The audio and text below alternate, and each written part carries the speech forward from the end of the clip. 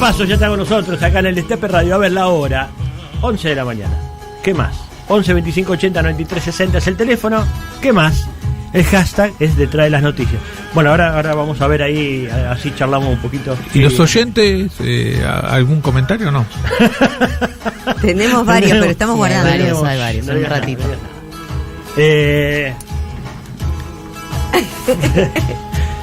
Fede, bueno. ¿Qué tal? Buenos días. Fede, bueno, vos lo escucharás a Fede Paso, lo nombran en todos los programas porque labura acá, está en las redes, etcétera, pero además es profe de historia, etcétera, y bueno, y charlamos un poquito el otro día fuera del aire a propósito del traslado, ¿no? El castigo del traslado de los pueblos originarios a otro lugar, etcétera, que tiene un montón de sentidos, significantes, etcétera, y me acordé de la historia de los Quilmes, pero me la acordé así por encima, porque, bueno, un mar de sabiduría en un dedal, ¿no? De profundidad, y le dije, che, Fede, lo de los Quilmes, entonces le dije, venite al programa y contanos un poquito de qué se trata. Fede.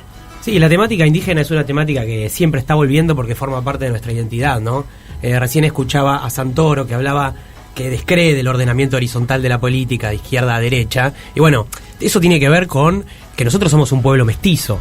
Nosotros no somos solamente, muchos de nosotros, quizás descendientes de españoles. También tenemos sangre mestiza y quizás ver la política desde un ordenamiento europeo, deudor de la Revolución Francesa, no es propio a... no expresa lo que nos pasa, claro. O no explica, o no... Sí, distorsiona nuestro entendimiento como pueblo, ¿no?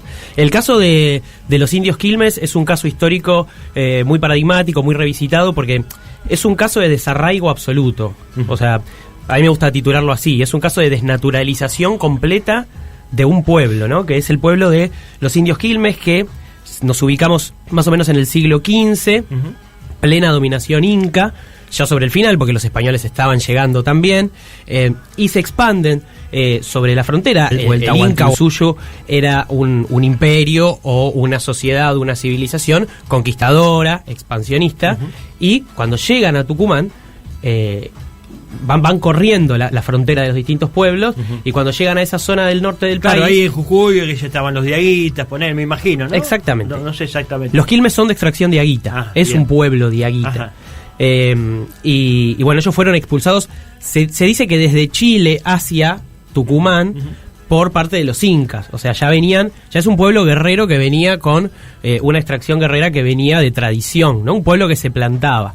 Al poco tiempo, cuando llega el momento de la dominación española, se plantan junto con otras poblaciones y ocurre este hecho. Durante 100 años, de manera esporádica, de manera episódica, se da el fenómeno de las guerras calchaquíes, ¿no? Que los pueblos Quilmes fueron de los protagonistas, ¿no? Que se enfrentaron a la corona española en su afán de dominación, que desde la perspectiva histórica siempre se trata de hacer eje que no es solamente una dominación violenta. Es decir, los españoles utilizaron la coerción física, la violencia, frente a pueblos que se le plantaban, como es el caso de los Quilmes. No fue la única forma de dominación. También hubo consenso, hubo negociación, hubo diálogo. Compra. ¿Cómo? Hubo compra. También, habrán comprado algunos príncipes, algunos, ¿no? Sí, a través de... algunos caciques. Sí, exacto, de la figura del curaca o del cacique, que bueno, tenían asmiencia sobre sus poblaciones y de esa manera también negociaron. Hay de todo, digamos, es un fenómeno complejo. Pero claro, cuando llegaron ahí, o sea, a mí me costaba entender. Un día vi por el tema viendo algo sobre el tema de las iglesias, las construcciones, y vi que las iglesias más importantes estaban en el norte. Claro, y después venía, después fueron llegando hasta Buenos Aires. Entonces lo más antiguo y las universidades lo mismo, etcétera, era todo el norte para acá, digamos. ¿Por qué? Porque el corazón incaico estaba ahí, en Perú, en Bolivia, donde, digamos, por ahí entran. Entonces, claro, encontrarse... virreinato, además. Claro, entonces cuando quieren entrar ellos, uno de los primeros temas que tienen ahí, tienen que vencer a los Quilmes, tienen que vencer a los diaguitas para poder entrar los españoles. Claro. Bueno, ¿y qué pasó? Y eso también es un proceso muy profundo que también hace nuestra identidad, que es el denominado sincretismo, ¿no? Que es poblaciones con rituales llamadas originarias, con rituales propios, con tradiciones propias, con formas propias, que adoptan el catolicismo y que adoptan también las formas españolas. Ahí se da un mestizaje que es propio de los pueblos del sur, digamos, ¿no? Pero bueno, esto también eso sucede para poder mantener sus ritos camuflados bajo, por ejemplo, el carnaval. Claro. Para poder mantener su propia cultura camuflada en lo que Occidente les está imponiendo. Claro, sí. Este pueblo Quilmes utilizaba un lenguaje derivado del quechua. Las poblaciones de los Andes centrales que van bajando utilizan idiomas que vienen o del quechua o del aymara, ¿no? Esas son las dos grandes extracciones idiomáticas. Ellos usan una lengua que se llama cacán, una lengua propia, y quilme significa entre cerros.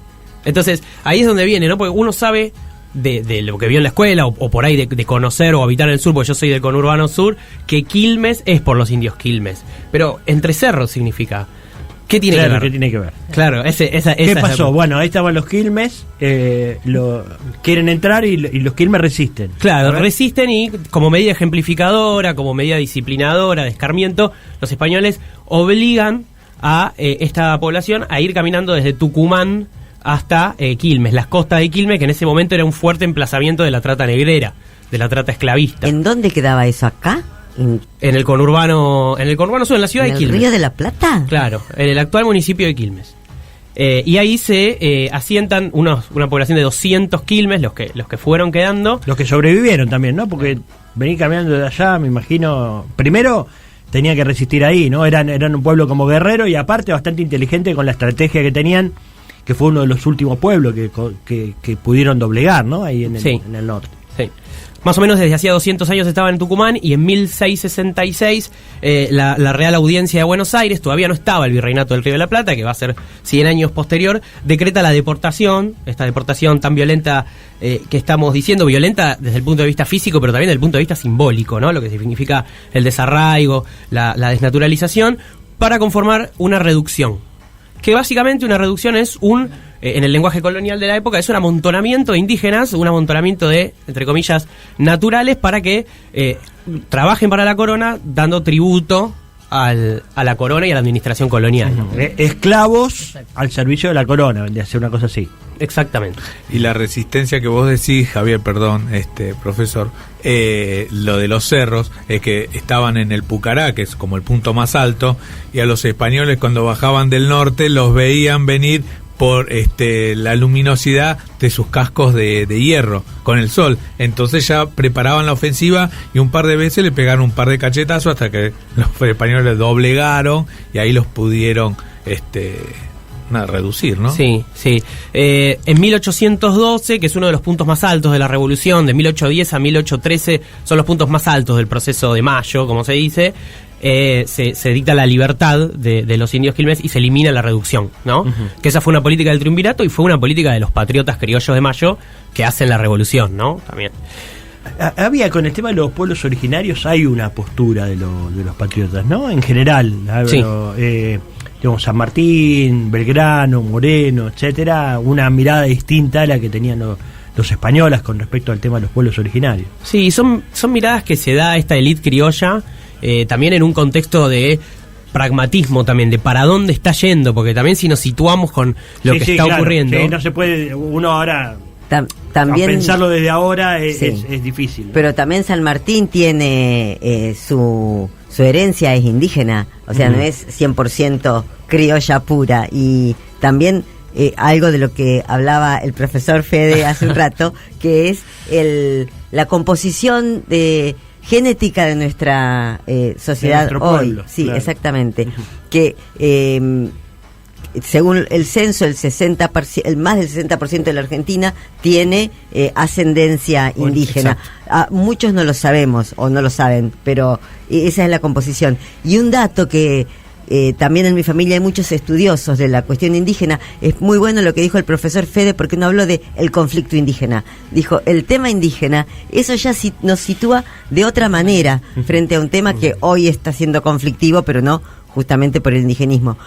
Es que los indios Quilmes fueron, entre otras cosas, los encargados, esclavizados, de realizar el adoquinamiento de la ciudad de Buenos Aires. Mirá. O sea que cuando uno camina por esos adoquines que hoy la municipalidad pone y saca del San Telmo a San Telmo, estamos pisando sobre la raíz de nuestras distorsiones sociales, podríamos decir.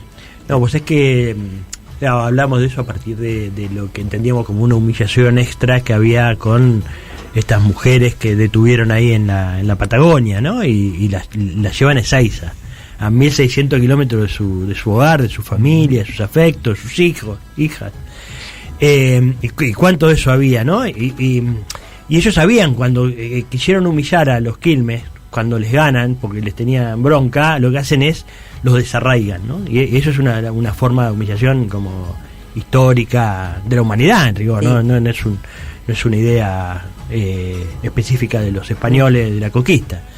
Pero me pareció como una cosa, ¿no? Como decir, dale, flaco. Sí, pero encima la llevas a 1.600 kilómetros. No, y fue una política de Estado, de la lucha de cuando se constituye el Estado argentino contra los pueblos originarios o los pueblos indígenas. Una de las políticas fue el destierro, el desarraigo, desarmar a las familias. Claro, el destierro, es eso, sí, es el destierro. Y a muchos del pueblo mapuche, que fue el último, porque físicamente y también por la resistencia que planteaban por ser un pueblo nómade, en entregar, entre comillas, sus tierras a la dominación occidental, los mandaban a Tucumán, por ejemplo, a trabajar en los ingenios.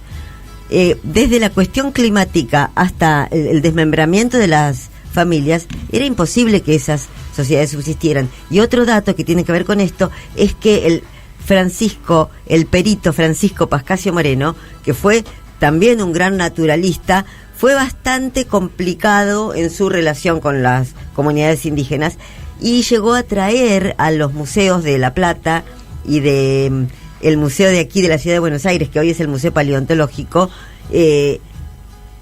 mapuches.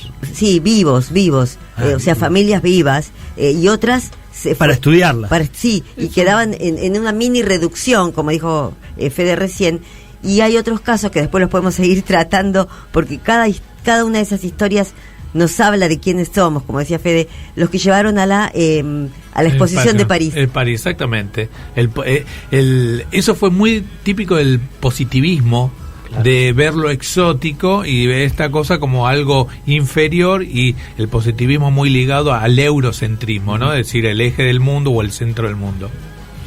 Federico Pasos, pasó por aquí por el Destape Radio. Gracias a vos, Fede, 11 y 10.